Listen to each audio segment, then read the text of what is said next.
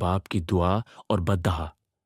یہ کہانی ایک غریب مگر نیک دل شخص رحمت علی اور اس کے بیٹے وسیم کی ہے، جو ہمیں یہ سکھاتی ہے کہ والدین کی دعائیں زندگی میں کامیابی کا ذریعہ بنتی ہیں، جبکہ ان کی بددعائیں انسان کی بربادی کا سبب بن سکتی ہیں۔ بابا کی محبت اور بیٹے کی نافرمانی۔ رحمت علی ایک محنتی اور ایماندار شخص تھا۔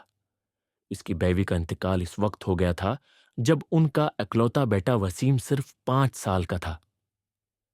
رحمت علی نے ماں اور باپ دونوں کا کردار ادا کرتے ہوئے اپنے بیٹے کی پرورش کی۔ وہ دن رات مزدوری کرتا اپنا ہو گیا تھا جب ان کا اکلوتا بیٹا وسیم صرف 5 سال کا تھا۔ رحمت علی نے ماں اور باپ دونوں کا کردار ادا کرتے ہوئے اپنے بیٹے کی پرورش کی۔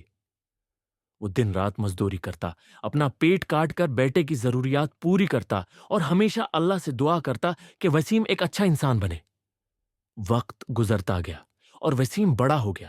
وہ ذہین تھا، پڑھائی میں اچھا تھا اور اپنے باپ کے خواب پورے کرنے کا وعدہ کرتا تھا۔ مگر جیسے ہی وہ نوجوان ہوا، بڑی صحبت میں پڑ گیا۔ اب اسے اپنے باپ کی نصیحتیں بوجھ لگنے لگیں۔ وہ دیر رات تک دوستوں کے ساتھ گھومتا، فضول خرچی کرتا اور اپنے باپ کی باتوں کو نظر انداز کرنے لگا۔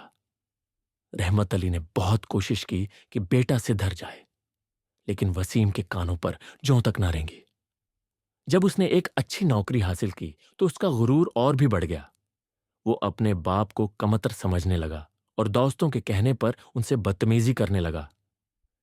بددعا کا اثر ایک دن وسیم کے کچھ دوست اس کے گھر آئے۔ وہ قیمتی لباس پہنے ہوئے تھے، مہنگی گاڑیاں چلا رہے تھے اور اپنے والدین کو ایلی محلوں میں رکھ رہے تھے۔ وسیم نے ان سے متاثر ہو کر سوچا کہ اس کے والد ایک معمولی مزدور ہیں جو پھٹے پرانے کپڑے پہنتے ہیں اور کم پڑھے لکھے ہیں۔ اس نے اسی وقت فیصلہ کر لیا کہ وہ اپنے والد کو اپنے ساتھ نہیں رکھے گا۔ وہ رات کو گھر آیا اور چیخ کر بولا، بابا، میں اب آپ کے ساتھ نہیں رہ سکتا۔ آپ کی غربت اور پرانی سوچ میری زندگی میں رکاوٹ بن رہی ہے۔ آپ کسی اور جگہ چلے جائیں۔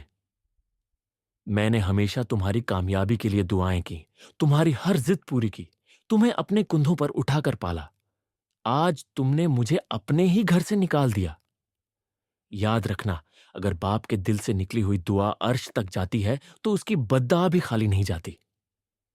یہ کہہ کر رحمت علی روتے ہوئے گھر سے نکل گیا۔ اس کے پاس رہنے کی کوئی جگہ نہ تھی، کھانے کے لیے کچھ نہ تھا۔ وہ ایک پارک کے کونے میں بیٹھ گیا اور اللہ سے دعا کرنے لگا۔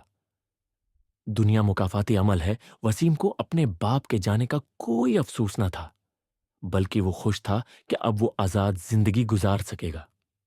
اس کی زندگی میں کچھ مہینے مزے سے گزرے، لیکن پھر ایک ایک کر کے اس کے دوست اسے چھوڑنے لگے۔ نوکری میں بددیانتی کرنے پر اسے نکال دیا گیا اور اس پر قرض چڑھنے لگا۔ جو لوگ کل تک اس کے قریب تھے آج وہی اس سے دور بھاگ رہے تھے۔ چند ہی مہینوں میں وسیم بالکل برباد ہو گیا۔ اس کا غرور خاک میں مل گیا، عزت ختم ہو گئی اور وہ در در کی ٹھوکریں کھانے لگا۔ اب وہ خود وہیں پہنچ گیا تھا جہاں اس نے اپنے باپ کو پہنچایا تھا۔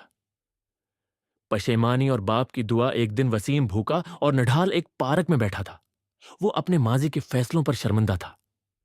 اچانک کسی نے اس کے کندھے پر ہاتھ رکھا۔ وسیم ہاتھ رکھا نے اوپر دیکھا تو وہ اس کا باپ رحمت علی تھا۔ رحمت علی کے چہرے پر مایوسی نہیں بلکہ محبت تھی۔ وہ اپنے بیٹے کے آنسوؤں کو دیکھ کر تڑپ اٹھا۔ اس نے وسیم کو سینے سے لگایا اور کہا، بیٹا، اگر بیٹے کی بدتمیزی پر باپ کی بددعا لگتی ہے تو بیٹے کی پشیمانی پر باپ کی دعا بھی قبول ہو جاتی ہے۔ یہ کہہ کر اس نے اللہ کے حضور دعا کی کہ اس کا بیٹا ہو جائے، دوبارہ خوشحال ہو جائے۔ اللہ نے اس نیک دل باپ کی دعا قبول کر لی اور کچھ ہی دنوں میں وسیم کو ایک اور نوکری مل گئی۔ اس نے اپنے والد کو اپنے ساتھ رکھا، ان کی خدمت کی اور باقی زندگی والدین کی دعاؤں کے سائے میں گزاری۔ نتیجہ، یہ کہانی ہمیں یہ سبق دیتی ہے کہ والدین کی دعائیں انسان کی زندگی کو سنوار دیتی ہیں، جبکہ ان کی بددعائیں زندگی کو برباد کر سکتی ہیں۔ اگر ہم اپنی کامیابی چاہتے ہیں تو ہمیں والدین کی عزت اور خدمت کرنی چاہیے، کیونکہ یہی کامیابی کی اصل کنجی ہے۔